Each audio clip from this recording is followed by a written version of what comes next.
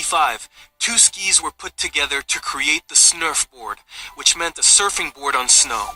I started with a snowboard which had the fins, like a With fins? surfboard. You mean on the bottom? Really? On the bottom, yeah. So they were going through the snow? They were going to the snow. So you can imagine you couldn't board on groomed slopes. In the 1970s, snowboards resembling today's boards were manufactured in the US. The first international snowboard competition was held in Vermont in 1982. In 1998, snowboarding became an official event at the Nagano Winter Games. Okay, on here we produce all the single parts. We cut them on this machine. I have built in 1997 by myself. Okay. Here we can cut every board in a different shape, in a different length, and that's Everything is flexible. customized. Everything is customized, yeah. It's working very precise as well. Millimetric precision. Millimetric. Probably less than. Well, yeah, less. It's tenth, 100th. Let's see how boards are made here. Based on the data put into the computer, the base sheets made of aluminum and titanium are cut out. The very bottom of the interior structure is made of porous plastic called P-Tex. On top of that is the core. The core is the most important part, supporting the snowboarder's weight and absorbing the shock coming from the ground. Therefore, it must be light, resilient, and long-lasting. Kessler currently uses aluminum titanium alloy for his boards. Nowadays, it has become the common material for snowboards, but this was not always the case. It is a testament to Kessler's innovation.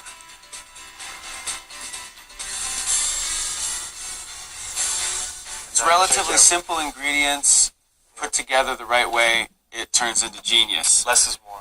Less is more. Simple, less is more. All right. Yeah. How important is it to factor in the different kinds of snow and locations when making a board? Oh, this is very important. They will affect the speed of gliding on snow, yeah. The water around the board, it's closing of coming air underneath. Yes. So you want air under. You have to have air underneath, otherwise it doesn't glide. For better control of the snowboard, delicate work is needed in the area between the board and the snow that creates resistance. Start to grind the base in a very specific way for wet snow or for cold snow. But finally, you put on a structure. You make very tiny little cuts in it, which are carrying the air beneath or between the snow and the board. So if you have wet snow, you would make bigger cuts, because in these cuts is more air, so it wouldn't start to give a vacuum underneath the board. And in dry snow, it's exactly the opposite. Snow is one of the most important factors in winter sports. So much depends on snow. Now, as a former professional athlete, I know how important not only our physical athletics are, our psychology, but also what we're gliding on. For snowboarders, it's snow.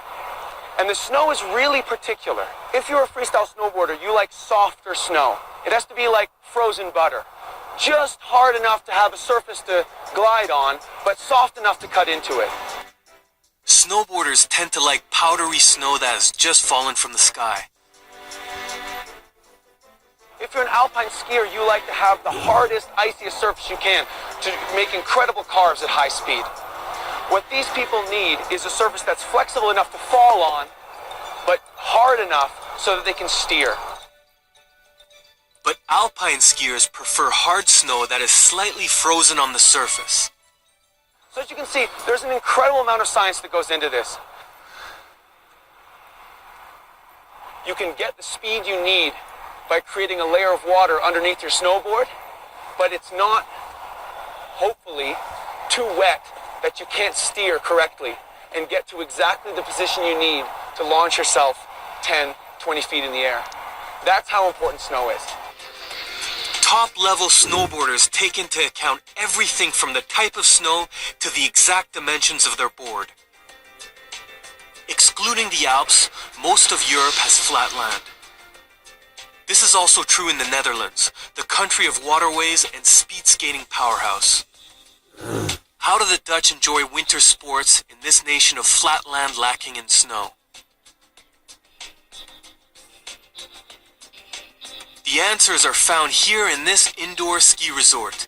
The resort boasts 5 slopes, including one of the longest ski slopes in the world.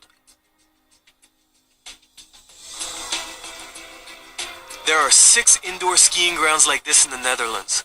Ordinary people can enjoy skiing here, and professional snowboarders and skiers train here as well.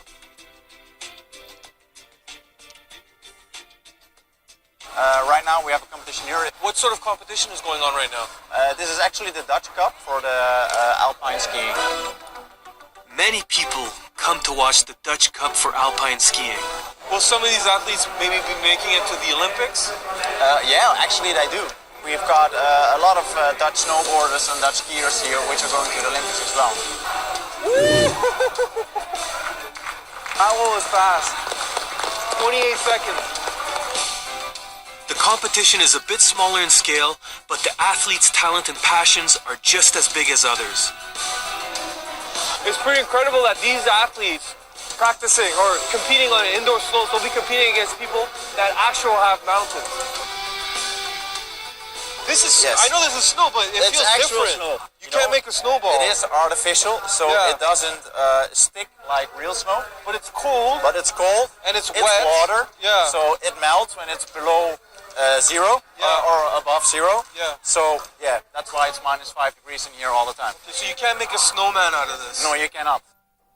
Natural snow is a hexagonal crystal with empty spaces because vapor clings to the snow while it falls. But artificial snow crystals don't have empty spaces because it's made in an instant. To make artificial snow, you need temperatures below -3 degrees and humidity below 60%. If the temperature or humidity is too high, the snow becomes too fluid. Making artificial snow and maintaining it requires a lot of delicate work. I should go out there and enjoy it too. All right, let's do this. Woohoo! Cowabunga! It's been a while since I've snowboarded, so it took some time to show my real moves, but it was a lot of fun. It even made me think that it's better to practice on an indoor slope. Whoa! Just like the real thing. Whoa!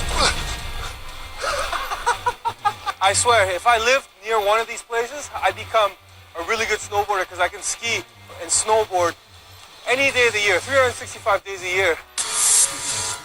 The Dutch people seem to have a particular love for winter sports. Snowboarding is a more sensitive sport than we might think. In Saas-Fee, the mecca of snowboarding, there are many professional snowboarders.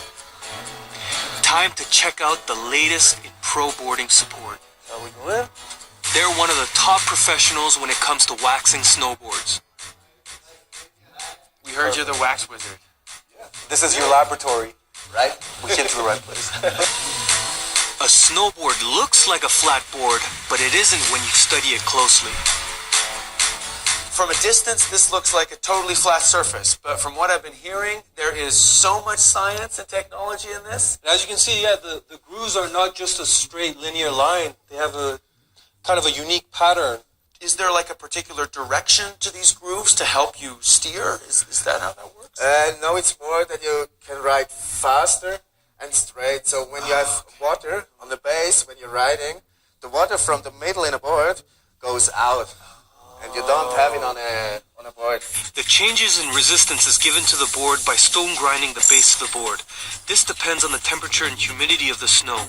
When riding on cold snow with smaller flakes, fine grinding is done to decrease resistance. When riding on snow with higher temperature and more humidity, grinding is done in a single line to make the base uneven to prevent snow sticking to the board. So we go over to the machine. I have a program here, so I have 9 different structures. And with the speed, I can make deep or less. Ultra-strong diamonds are used to cut stones to engrave patterns on the base of the board. And now, you can see the structure. Oh, yeah, it's going like that. Right. Yeah. This is the result of fine grinding. Just slightly, yeah. That is cool. Yeah.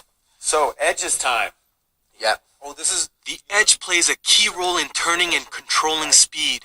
Depending on the event, the edge is cut at a different angle.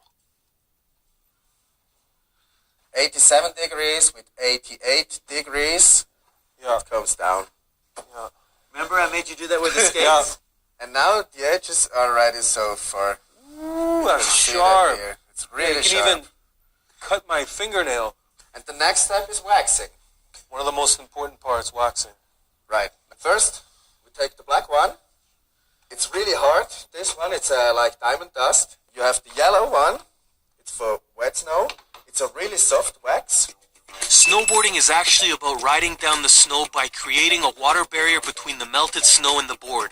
To create more speed, the resistance between the water barrier and the board must be minimized. That's the role of wax. Waxing is making use of small amount of paraffin to minimize resistance and create maximum speed.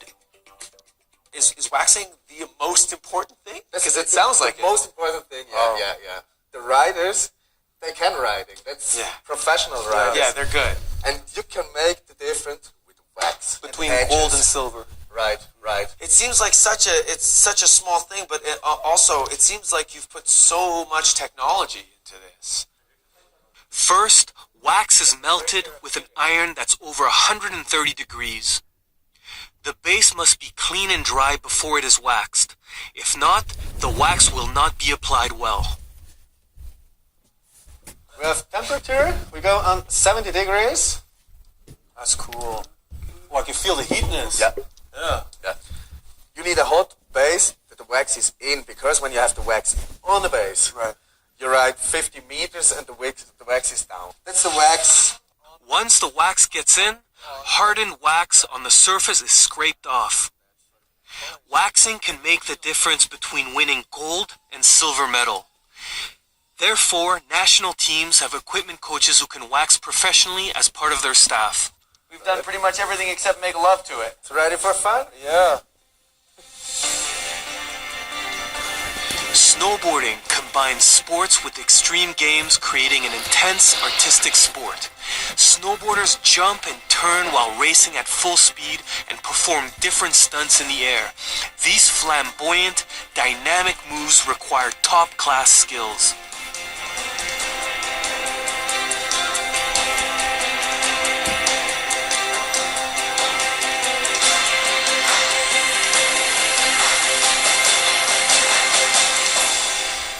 Our next destination is South Korea.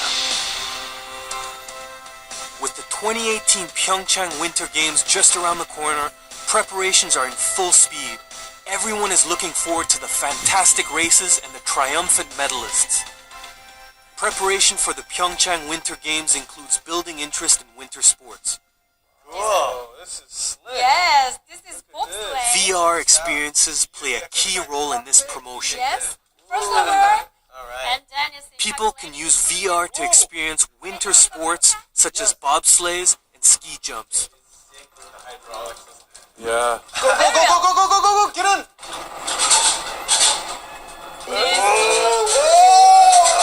No, it really feels real. Yes. It does. Yeah, because of the Some version of this probably they can actually use to practice going down the hill, probably, right? Yes. If you're an athlete, you can practice doing all of the Yes, corners yes. and everything, and the VR might help with that, right? Okay, we got a You can feel the thrill as if you are actually in a bobsleigh. working. Are you dizzy? A little. Yeah, a little bit is the same. Whoa, I can imagine that this would be very good if you were trying to learn how to do this, It's right? authentic, right? Look at me in this crazy... I think this is a great opportunity to get people to be interested in winter sports that they've always been curious You about. can almost feel the G-forces. Yeah. Great. Sorry, man. Ooh, 160. He's winner. 150. Looking around is amazing with the virtual Yeah. You're seeing it on the screen, but you're also having the sensation. You're literally like in another world, like the Matrix or something, right? Yeah, with this is very really good. weird, funny things strapped to your feet. Yeah, it's Yeah. really good. So this is the future, though. Yeah, he's first. First, you're first. The advance in technology is not only bringing changes to training, but also how people watch and enjoy the competitions. South Korea has 4 distinct seasons, and snow is only present in winter. South Korean snowboarders want to continue training all year round. This is where they train when there is no snow. Here we go. Whoa, dude, that is That was a crazy one.